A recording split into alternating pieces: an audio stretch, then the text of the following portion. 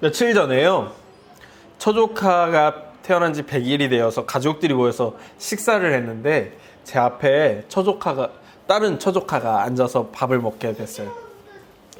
이제 제가 어린아이들이랑 장난치는 걸 좋아하니까 이렇게 저렇게 막 장난치다가 그 어린아이가 자기 이름을 아냐고 저한테 물어보는 거예요. 그래서 내가 네 이름을 어떻게 아냐? 근데 섭섭해하지 마라. 너도 내 이름 모르잖아. 그랬더니 안다는 거예요. 내 이름이 뭔데? 그랬더니 고모부라고 하더라고요. 제 이름이 그날 고모부가 됐어요. 성이 고고 이름이 모부가 되었죠. 저희 아버지는 제 이름을 어떻게 지으신 건지 도대체 아직도 모르겠네요. 근데 생각해보니까 그 아이는 그렇게 생각할 만하더라고요. 왜냐면 항상 저를 보면 고모부라고 불렀거든요. 사람들은 그 아이를 이름으로 부를 테니까 자기가 부르는 호칭이 이름이라고 생각하겠죠. 아, 인식이라는 게 그렇겠구나라고 생각하게 되는 순간이었어요. 그러고 보면 저도 어렸을 때요.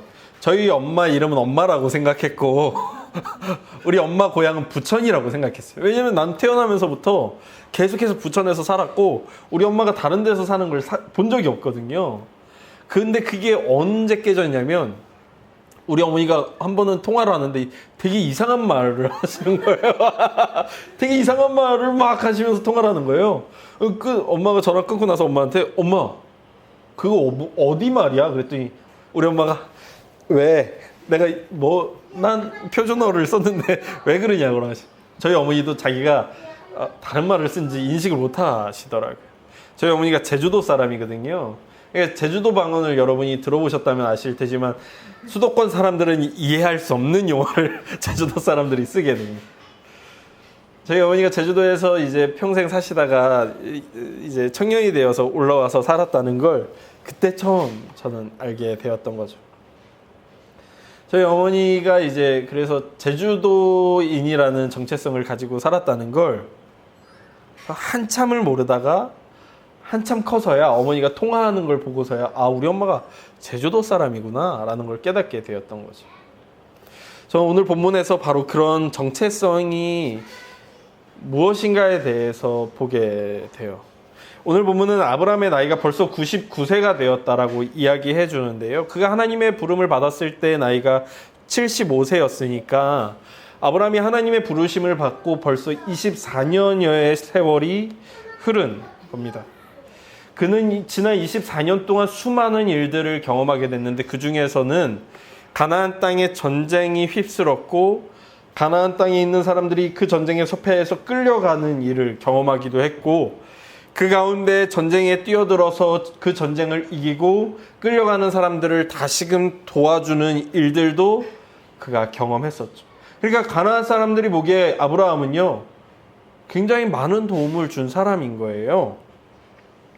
그런데 제가 의아했던 거는 24년이라는 세월을 가나안에서도 살았고 그러니까 가나안 사람들과 24년 동안 함께 더불어 살아왔고 그냥 더불어 산 것뿐만이 아니라 굉장히 큰 위험이 처했을 때 도움을 준 사람이기도 한데 가나안 사람이 아브라함을 이방인으로 보고 있다는 것을 보았기 때문이에요. 창세기 21장을 보면 아비멜렉이라는 왕이 와서 아브라함에게 언약을 맺자라고 이야기해요. 그 언약을 맺는 장면에서 23절을 보면 이렇게 아비멜렉이 이야기하는데요. 그런즉 너는 나와 내 아들과 내 손자에게 거짓되이 행하지 아니하기를 이제 여기서 하나님을 가리켜 내게 맹세하라. 내가 내게 후대한 대로 너도 나와 내가 머무는 이 땅에 행할 것이니라 라고요. 그래서 여기서 머물다라는 단어요. 머물다라는 단어는 제가 찾아보니까 잠깐 묵다가 떠날 것을 의미하고 있거든요. 그래서 쉬운 성경에서는요, 이 본문을 이렇게 번역하는데요. 제가 읽어드릴게요. 그러니 하나님 앞에서 나와 내 자녀와 내 자손들에게 거짓된 일을 하지 않겠다고 약속해 주십시오. 내가 당신들에게 친절을 베풀었듯이 당신도 나에게 그리고 당신이 나그네로 살았던 이 땅에 친절을 베풀어 주십시오라고요. 그러니까 아비멜렉이 아브라함을 향해서 당신이 나그네로 머물고 있는 이 땅이라고 이야기하는 거예요. 이걸 동일하게요. 새 번역에서도 이렇게 번역해요. 당신이 나그네 살이를 하는 우리 땅에서라고요. 그러니까 아비멜렉이라는 왕이 아브라함을 볼 때 그는 나그네인 거예요. 그리고 그 이야기를 들을 때 아브라함이 아니야, 야, 나 24년 살았어. 이제 나그네라고 하지 말자라고 이야기하지 않고 받아들이는 걸 볼 때 아브라함도 자신이 이 땅에서 나그네라는 것을 받아들이고 있는 거죠. 아브라함이 지난 24년여를 살았고 큰 도움을 줬음에도 아브라함은 나그네구나라는 걸 보게 돼요. 뭐가 문제였던 걸까? 세월이 너무 짧은 걸까? 아니면 아브라함이 가나안 사람들을 대하는 태도가 잘못된 것일까? 고향을 떠난 이후로 한 번도 고향 땅을 방문하진 않은 아브라함이 이제는 갈대아 사람이란 정체성도 희미해졌을 그가 그러면 어디에 속해 있는 사람인 거지? 라는 의문점이 제게 들더라고요. 때로는 우리도 그런 경험을 하곤 하죠. 우리의 정체성은 어디에 있는 것인가라는 고민을 하게 되곤 합니다.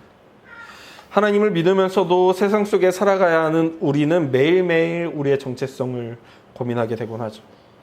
과연 나는 하나님의 백성답게 살고 있는가? 라는 질문은 우리의 평생의 숙제 같다. 제가 어렸을 때 이런 고민들을 엿본 적이 있는데요. 제가 어렸을 때 다녔던 교회에 한 부흥회 때 부흥사 강사님이 오셔가지고 이런 질문을 하신 거예요. 여러분 중에 예수님을 믿는 분들은 손을 들어달라는 거예요. 그러니까 이제 다들 이렇게 손을 드는 거죠. 당당하게, 자신 있게. 저 예수님 믿습니다 하고 손을 드는 거예요. 그럼 방송이 안 나가고 있다고요? 뭐 어쩔 수 없죠. 녹화하고 있으니까 따로 올릴게. 됐습니다. 내리시고 그렇다면 여러분 중에 예수님의 제자라고 생각하는 분들은 손을 드십시오라고 이야기하시는데 몇몇 분들이 쭈뼛쭈뼛거리면서 손을 들고 대부분의 분들이 손을 못 드시는 거예요. 왜죠? 내가 예수님을 믿는 건 분명한데 예수님의 제자인가 생각해보면 내 삶이 나에게 의문점을 제시하는 거죠. 너 정말 예수님의 제자야? 예수님의 말씀대로 살고 있어? 예수님의 제자라고 스스로 칭할 수 있어? 라고 질문했을 때 아닌 것 같은데? 라는 생각이 우리 안에 있는 거예요. 예수님을 믿긴 하는데 제자라고 자평하기엔 부끄러웠던 순간들이 너무 많은 거죠. 하루를 돌아봐도 부끄러운 일들이 수십 가지가 떠올라요. 과하게 욕심을 부렸던 일들. 하나님, 이 순간만큼은 눈을 감아주십시오라고 요청하고 싶었던 수많은 순간들이 내 머릿속을 가득 채워요. 그러니 자신의 정체성을 하나님의 백성이라고 하기에 무언가 부족한 거죠. 그렇다고 세상에 속한 사람이라고 하기에 우리는 분명히 예수님을 믿고 있어요. 세상에 속한 것도 아니고 하나님에게 속한 것도 아닌 그 애매한 경계선에서 이리저리 왔다 갔다 하는 나의 존재를 떠올리며 난 도대체 어디에 속한 사람인가 고민하는 수많은 날들을 보내곤 하죠. 1000번을 흔들려야 어른이 된다라고 이야기하는데 나는 이미 그리스도인이란 정체성으로 10,000번은 흔들린 것 같은데 여전히 굳건하지 않은 나를 보며 나는 오늘도 왜 제자리 걸음인가 고민하는 나 자신을 돌아보게 됩니다. 가나안인으로도 갈대아인으로도 살 수 없었던 아브라함에게 하나님께서 오늘 할례를 행하라고 말씀하세요. 그리고 그 의미가 무엇인지 정확하게 말씀하지는 않으시고 그저 10절과 11절처럼 말씀하시죠. 제가 읽어드릴게요. 너희 중 남자는 다 할례를 받으라. 이것이 나와 너희와 너희 후손 사이에 지킬 내 언약이니라. 너희는 포피를 베어라. 이것이 나와 너희 사이에 언약의 표징이니라 라고 말씀하시죠. 그러니까 할례는 언약이고 또한 표징이라고 이야기하시는 거예요. 사람들은 이게 어떤 표징인가에 대해서 누구를 향한 표징인가에 대해서 고민하기 시작했어요. 어떤 사람들은 이방인과 유대인을 구별하는 표징일 거다라고 생각하기도 했죠. 근데 여러분 이 할례라는 거 생각보다 굉장히 다양한 민족들이 굉장히 긴 역사 가운데 행해왔어요. 유대인들만 한 게 아니에요. 제가 실제로 이 할례에 대해서 찾아보니까요, 요즘 이 할례를 행하는 사람들도 꽤 많더라고요. 그리고 여러분 그거 아셨어요? 여성들도 할례를 행하더라고요. 저 요번에 처음 알았어요. 그래가지고 제가 이제 책 나눔하는 목사님들한테, 아니 목사님들 여자들도 할례를 행한대 그랬더니 그 목사님들은 이미 알렸다는 듯이 너 몰랐어? 이러길래 아 잠깐 부끄러웠네. 나만 몰랐더라고요. 여성 할례가 있더라고요. 심지어 요즘도 이 여성 할례들이 그 통계에 따르면 20명 중에 1명이 행한대요. 굉장히 많이 행하는 거죠.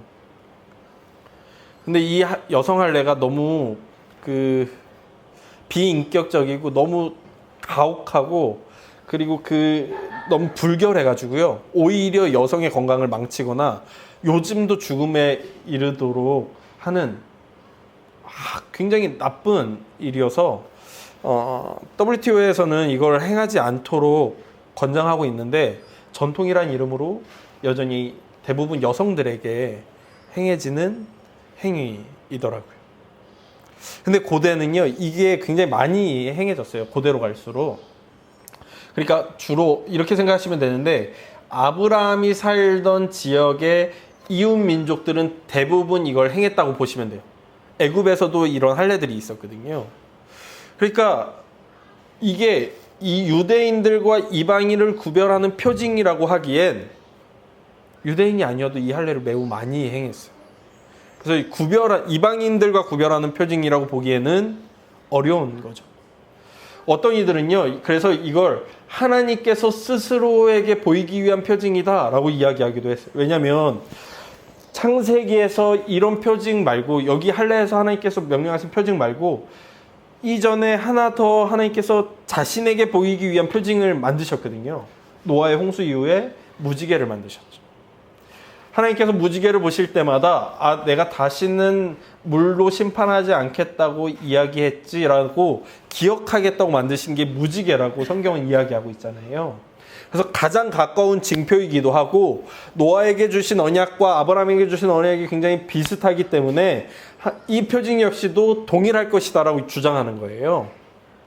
근데 이런 주장도 매우 의미가 있긴 하지만 적합하지 않다고 느껴지는 것은, 제가 조금 전에도 이야기했지만 고대 근동 문화에서는 남성 할례만이 아니라 여성 할례도 굉장히 다양했거든요.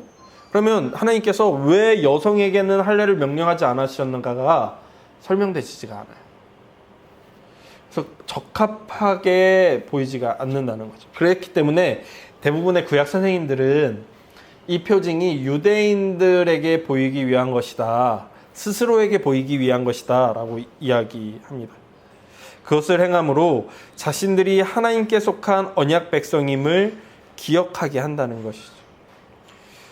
그렇다면 그러려면 이방인의 할례와는 좀 달라야 하잖아요. 유대인들이 조금 달라야 그렇지, 남들과는 다른 할례를 통해 난 하나님께 속한 사람이야 라는 걸 알 수 있으니까요. 이방인들의 할례는 두 가지 의미를 갖는데 하나는 성인식의 의미였어요. 어린아이가 성인이 될 때 이 할례를 행했어요. 혹은 주술적 의미를 가졌어요. 병을 치유하거나 신적 힘을 얻기 위해서 이 할례를 행하곤 했던 거예요. 그런데 유대인들의 할례는 그렇지 않았죠. 난지 8일이면 유대인은 모두가 이 할례를 행해야만 했어요. 그러니까 성인식이거나 주술적 의미가 아니라 그냥 너는 이스라엘 사람이야 라는 의미로 이 할례가 행해지는 거죠. 그냥 이스라엘 민족이라는 표식일 뿐인 거예요. 그리고 그것이 언약 백성이라는 의미로 이어지게 돼요. 이걸 어디서 볼 수 있냐면 오늘 본문의 구조인데요. 오늘 본문의 구조는 이래요. 본문은 9절에서 14절이죠. 할례에 대해서 설명하는 내용이에요. 그 전문맥이 뭐죠? 4절에서 8절.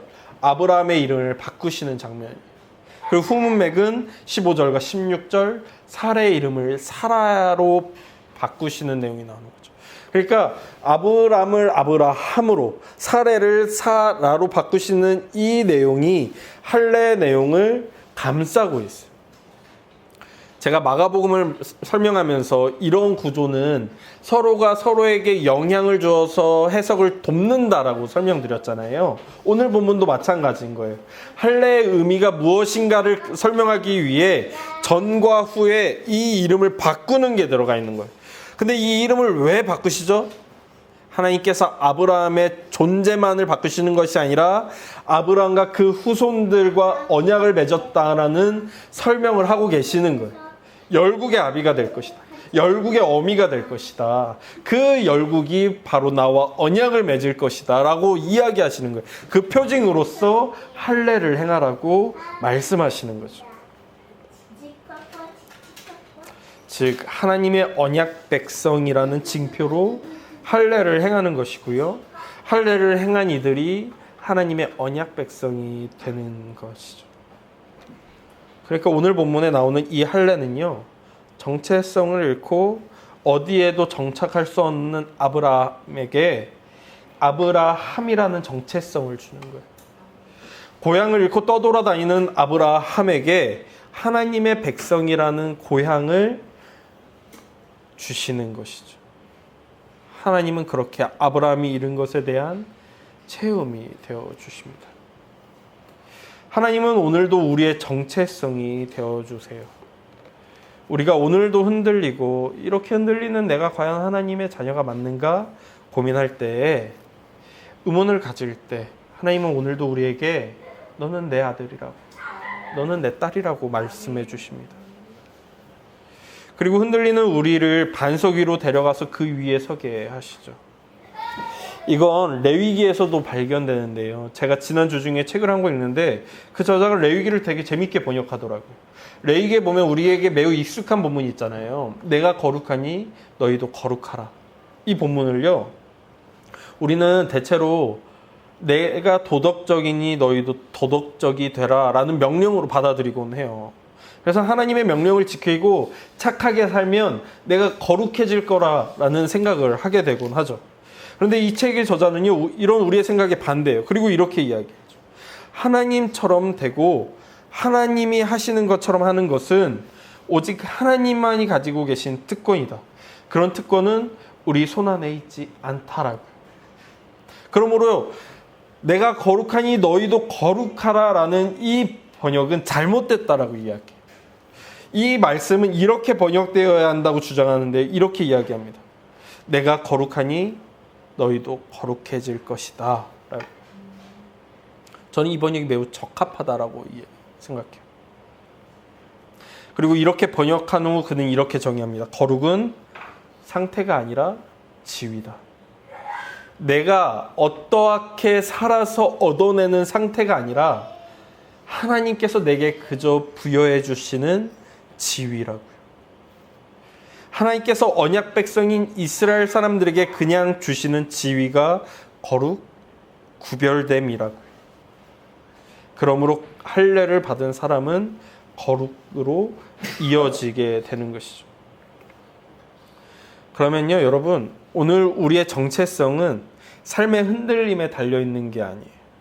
때로는 실패하고 넘어진 그 순간들이 우리의 구별됨을 취소할 수 없어요. 때로는 오늘 했던 하나님의 자녀답지 않았던 일들이 나의 구별됨을 무효화할 수 없어요. 왜요? 그것은 나의 도덕적인 행위에 달려있는 것이 아니라 하나님의 자녀된 우리에게 하나님께서 주권적으로 주신 신분이고 신원이기 때문입니다. 그렇기 때문에 우리는 흔들릴 수 있지만, 넘어질 수 있지만, 고민할 수 있지만, 좌절할 수 있지만, 그럼에도 우리는 하나님의 자녀입니다.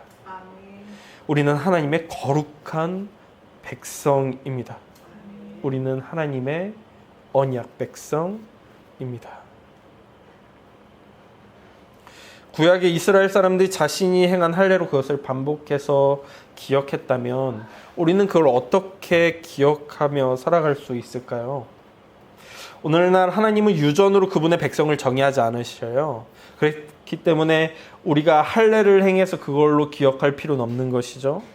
그렇다면 우리는 어떻게 무엇을 통해 그것을 붙들고 기억할 수 있을까요?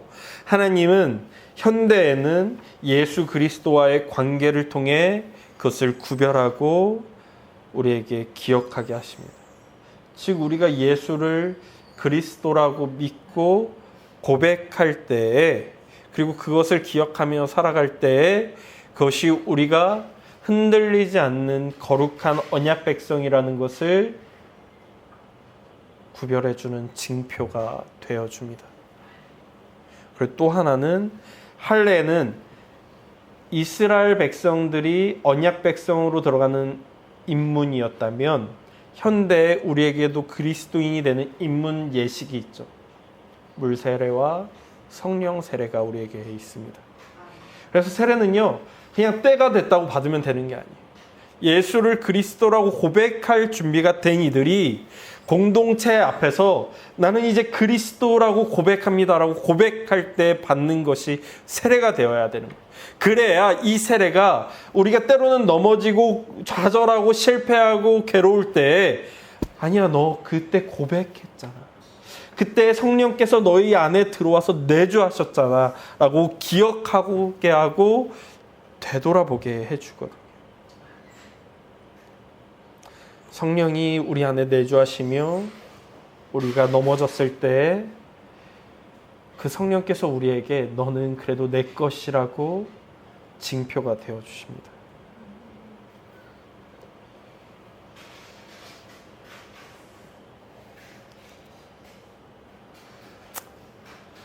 세상에서 완전히 독립되어서 벗어날 수 없는 우리 존재이지만, 그렇기 때문에 매 순간 흔들리는 우리이지만 우리는 그래도 하나님의 것입니다. 그것이 우리의 정체성이죠. 때로는 하나님에게 속했다고 하기엔 너무 속물적이지만 그래도 우리는 언약 백성입니다. 그것이 우리의 정체성이죠. 때로는 너무 절망해서 하나님 앞에 서기에도 염치 없는 나이지만 그럼에도 우리는 거룩한 하나님의 백성입니다. 하나님께서 내 안에 내주하사 확증해 주시기 때문입니다. 그러니 우리 모두 하나님께서 주신 징표를 가진 우리 모두 하나님의 것이며 언약 백성이며 거룩한 주의 자손입니다. 오늘도 내일도 우리의 모든 순간 그 징표를 붙들고 마음의 할례를 받으며 거룩한 지위를 따라 살아가는 우리가 되길 소망합니다. 여호와는 내게 복을 주시고 너를 지키시기를 원하며 여호와는 그의 얼굴을 내게 비추사 은혜 베푸시기를 원하며 여호와는 그 얼굴을 내게로 향하여 드사 평강 주시기를 원하노라. 아멘.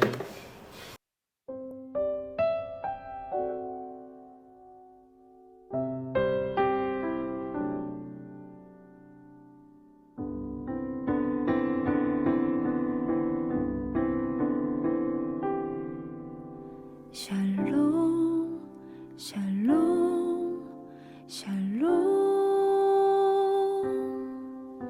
샬롬 샬롬 샬롬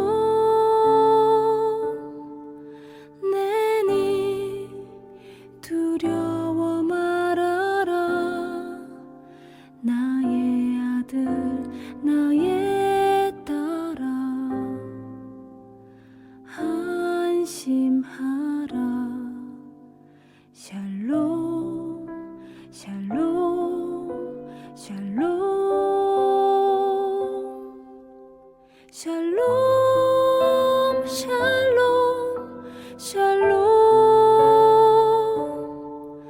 나의 평안을 주노라 세상과는 다른 평안 두려워 마라 샬롬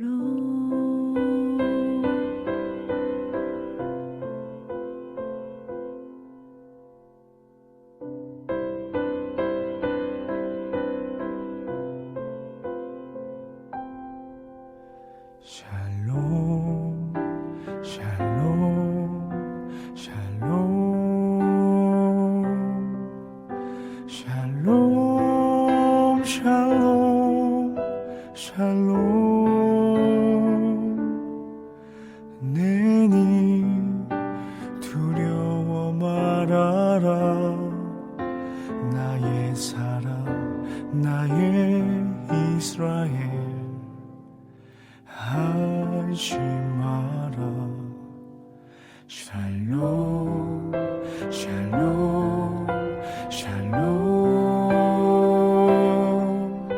샬롬 샬롬 샬롬 평강 있을지어다 아버지께서 날 보냄 같이 나도 널 보내노라 샬롬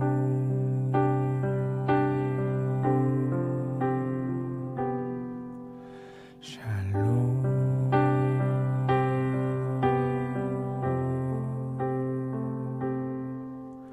샬롬